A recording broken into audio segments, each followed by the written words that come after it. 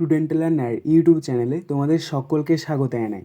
আজ আমাদের আলোচ্য বিষয় চতুর্থ শ্রেণীর ইংরেজি বিষয়ের প্রথম পর্যায়ক্রমিক মূল্যায়নের একটা উত্তর সহ নমুনা প্রশ্নপত্র নিয়ে। ফুল মার্কস তোমাদের থাকবে 20 এবং সময় থাকবে 40 মিনিট। প্রশ্নপত্রটা তোমাদের সেট নাম্বার 2। সরাসরি স্ক্রিনে তোমরা উত্তর সহ নমুনা প্রশ্নপত্রটা দেখতে পাচ্ছ। 1. Read the passage carefully and answer the following question. অর্থাৎ এখানে তোমাদেরকে একটা প্যাসেজ দিয়ে দেওয়া হয়েছে, এই প্যাসেজটাকে ভালো করে পড়ে নিতে হবে এবং নিচে যে প্রশ্নগুলো থাকবে সেই প্রশ্নগুলোর উত্তর এই প্যাসেজ থেকে খুঁজে নিয়ে লিখতে হবে। Long ago everybody could touch the sky. The sky stretched like an umbrella over the earth. He played with little children. They threw balls at him. He threw the balls back. The sky and the children laughed together in happiness. The sky was very close to the earth. In those days there lived an old woman. She was the oldest woman in the village. She lived in a little mud hut. Her hut was beside a paddy field. তো এটার বঙ্গানুবাদটা দেখে নাও। অনেক কাল আগে সকলে আকাশ ছুঁতে পারত। পৃথিবীর ওপরে আকাশটা একটা ছাতার মতো প্রসারিত ছিল। সে ছোট ছোট ছেলে মেয়েদের সাথে খেলতো। তারা বল ছুঁড়ত তার দিকে, সে বলগুলি ছুঁড়ে তাদের ফেরত দিত। আকাশ আর শিশুরা আনন্দে একসাথে হাসাহাসি করত। আকাশটা ছিল পৃথিবীর খুব কাছেই। সেই সব দিনে এক বৃদ্ধা বাস করত, অর্থাৎ বৃদ্ধা মহিলা। সে গ্রামের মধ্যে সবচেয়ে বয়স্ক মহিলা ছিল। সে ছোট্ট একটি মাটির কুঁড়েঘরে বাস করত। তার কুঁড়েঘর একটি ধান ক্ষেতের পাশে ছিল। A. Write T for true and F for false statements in the given boxes 1 into 2 equal to 2. অর্থাৎ বাক্যটি সত্য হলে তোমাদেরকে টি লিখতে হবে এবং মিথ্যা হলে এফ লিখতে হবে। দেখো, প্রথম রয়েছে A, once upon a time children played with the sky.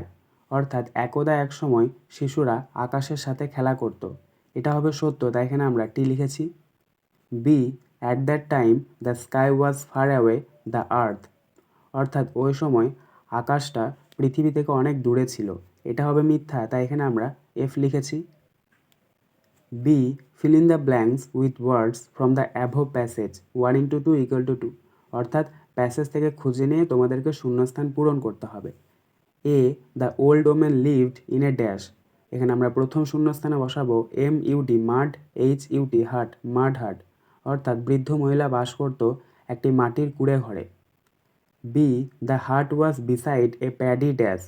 এখানে আমরা দ্বিতীয় শূন্যস্থানে বসাবো FIELD ফিল্ড।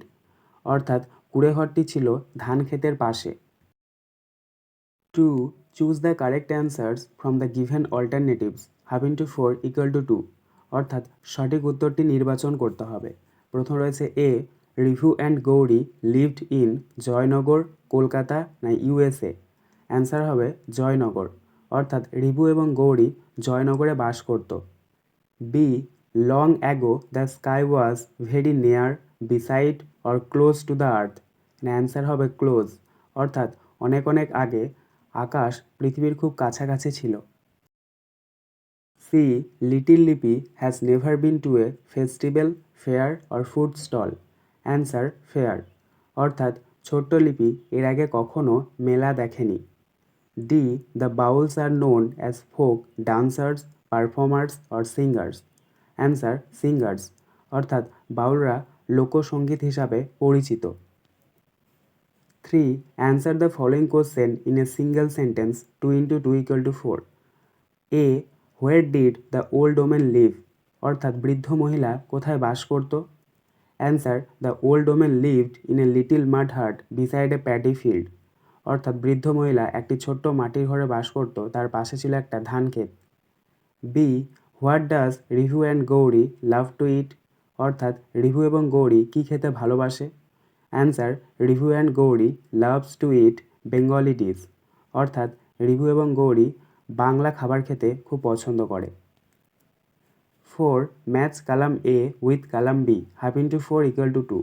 অর্থাৎ কালাম এ এর সাথে কালাম বি তোমাদেরকে ম্যাচ করাতে হবে। দেখো, প্রথম রয়েছে কালাম এ এর লিপিস ফাদার সেলস, এটা মিলবে কালাম বি এর মার্কস অফ ভেরিয়াস কাইন্ডস। অর্থাৎ লিপির বাবা বিভিন্ন ধরনের মুখোশ বিক্রি করেন। বিয়েটা দেখো, লিপি ইজ এক্সাইটেড, এটা মিলবে কালাম বি এর টু বি অ্যাট ফেয়ার। অর্থাৎ মেলাতে যাবার জন্য। সি এরটা দেখো মানসুর ইজ, এটা মিলবে কালাম বি এর রুবিনাস ফাদার, অর্থাৎ মানসুর হলো রুবিনার বাবা।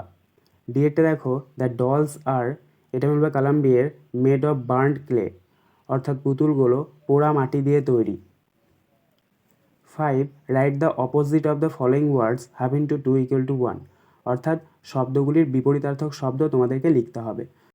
এ আউটসাইড, অর্থাৎ বাইরে, এটার অপোজিট ওয়ার্ড বা বিপরীতার্থক শব্দ হচ্ছে ইনসাইড, অর্থাৎ ভিতরে।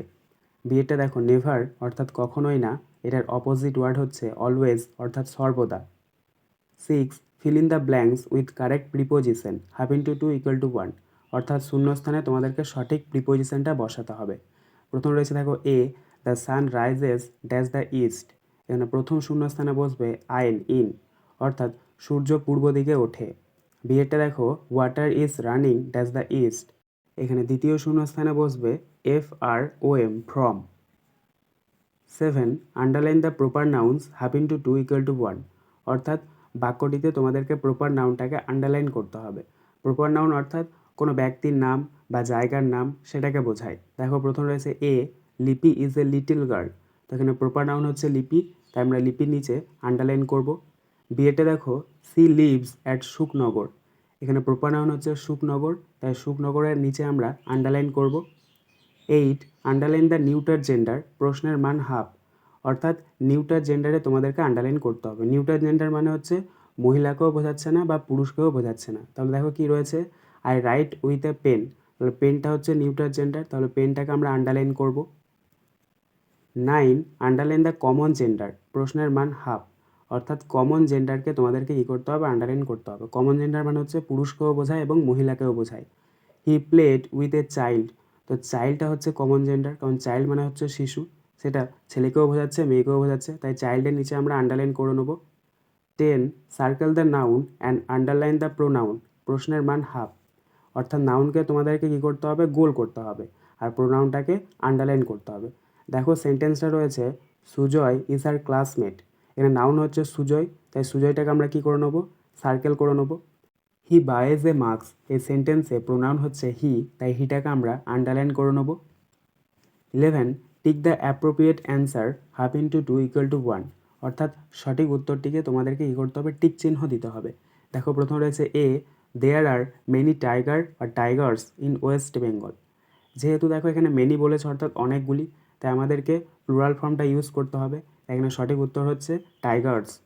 বিয়েটা দেখো the peacock or পিকক্স is our national bird, এখানে যেহেতু দেখো দা রয়েছে, দা মানে হচ্ছে একটি, এখানে সিঙ্গুলার ফর্মটা ইউজ করতে হবে, তাই সঠিক উত্তর হবে পিকক। 12.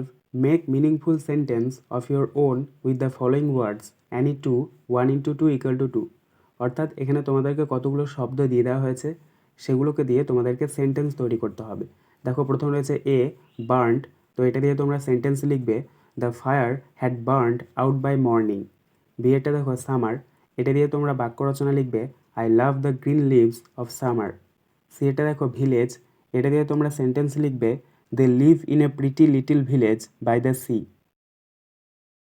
আজকের আলোচনা পর্বটি এখানেই শেষ হলো। আশা করি ভিডিওটি তোমাদের ভালো লেগেছে। যদি ভালো লাগে একটা করে লাইক করে দিও।